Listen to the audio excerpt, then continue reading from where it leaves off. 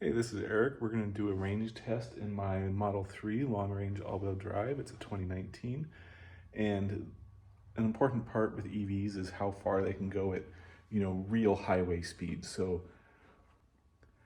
the test we're going to do today is a 75 mile per hour cruising on the highway with a little bit of heat today. It's about 25 degrees, so there'll be a little bit of heater use, and we're going to see, what the real consumption is at that speed. So with that, we'll get started. The test we're running today is going to be a 75 mile per hour GPS speed test, and we're going to run a loop to reduce the effects of wind and elevation, and this will be just on the freeway, so it should be minimal amount of interference with traffic.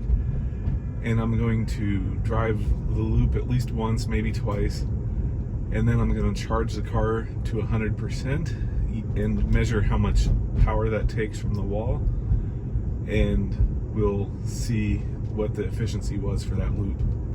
We can use that to calculate the full range efficiency.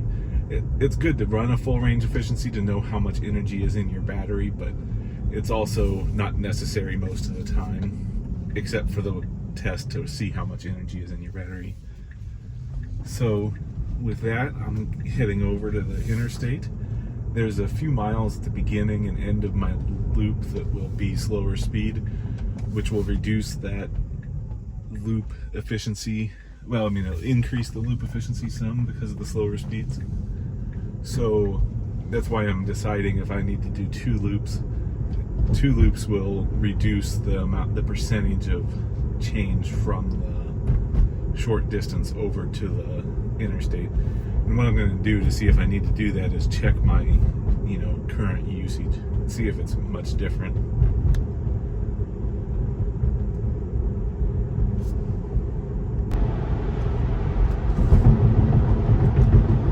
Okay, I'm now approaching I-380, and I'm going to run loops to Waterloo back to Cedar Rapids. And the thing is, I might have to run two loops because just getting over here was 7 miles, and my efficiency is 300 watt hours per mile. I'll see what my efficiency looks like on I-380 at 75 miles per hour. But given that, that's going to be a reasonably large percentage of my loop. A total of 14 miles, and my loop was going to be about 80 something. So we'll see if that works. I'm going to try to minimize heater usage, I guess. So I'll just turn it on to clear the window and then turn it back off. Unfortunately, it's a little too cold to run without it at all. But I have a resistance heater, and I kind of wanted to keep that as a separate test. So we get up to 77 miles per hour, which will be a GPS speed of 75. We'll set it there, and we'll see how it does.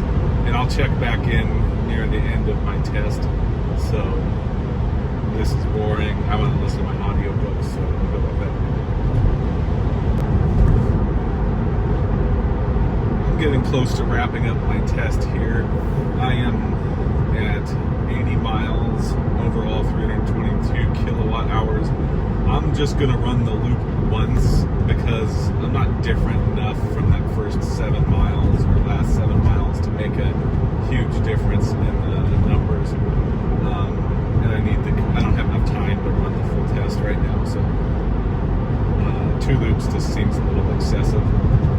So a few notes about this test is that I am running without any sort of charger preconditioning. So this is actual cruising efficiency, not maybe how quick you can drive between chargers where you want the extra temperature in the battery to charge faster. So overall, this is just cruising efficiency test.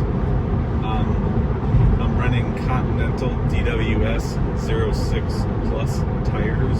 They're 18 inch, so they're 235 width. And my tire pressures at the beginning of the test were all just under 40 psi. So they're about 40, 41 now. It's not, like I said, it's pretty cold today, 28 Fahrenheit, minus 2C roughly. And yeah, it's cruising along pretty well, right about 3 miles per kilowatt hour roughly. In 1 mile, take exit 28 on the right toward Robbins. So I'll wrap up once I complete the test, and my total mileage should be right about 90.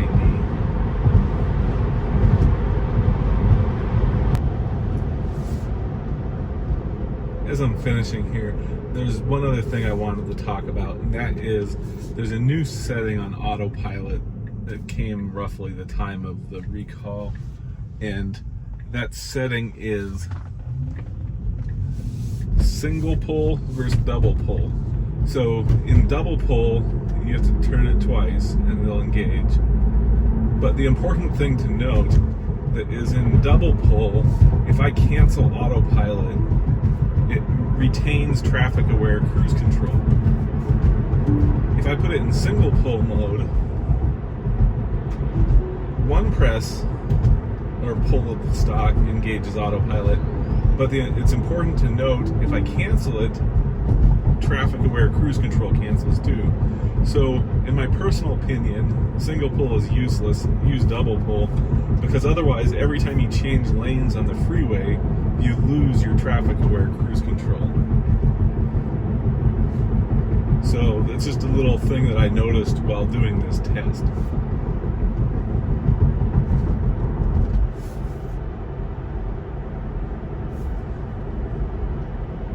Also, I was able to run with the heater off almost the entire time.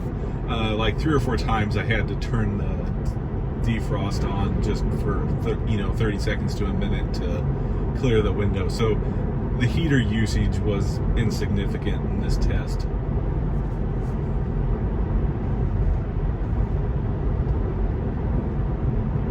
My return trip is much better average. For the past 30 miles, I'm getting 280 watt hours per mile. While going up there, I was getting 330.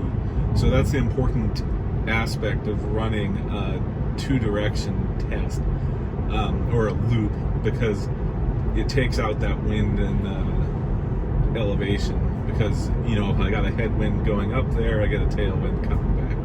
So as long as the wind doesn't change too much. I mean, it's best to have minimal wind, but by doing a loop, it reduces the errors caused by that significantly. So as I wind down my trip, I'm right at 90 miles, 28 kilowatt hours used. I don't know why I turned my heater on there. I must have bumped the switch. 310 watt hours per mile was my total. You can see here my projected range is 30 miles is 144 miles. My drive doesn't have much data, 44.4% consumed. It's saying most of my driving energy that was in excess of what it estimated was because I was driving 75 miles per hour. Climate, minus 2.3%. That's because I had it turned off, so it used less than expected. And elevation was pretty much nothing. Everything else is minus 1.3%. So it was as expected for everything else. If I read the notes over here, finish parking here. I love my ultrasonic sensors.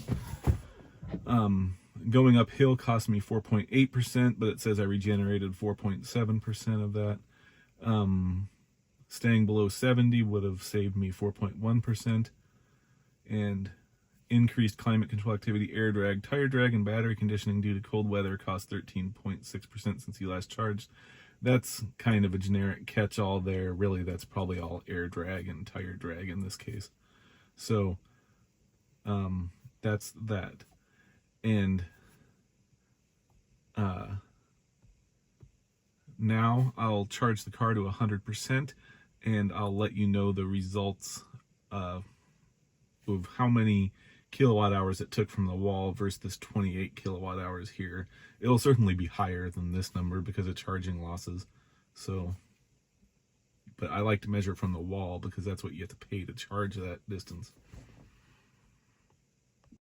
My final numbers were 28 kilowatt hours from the car and 32 kilowatt hours from the wall. So looking at the car is what we'd use to calculate the range. If my Model 3 has about 65 kilowatt hours usable, that means the total range would be about 208 miles at 3.2 miles per kilowatt hour. The energy from the wall ended up being 2.81 miles per kilowatt hour, so that's what it's going to cost you to drive.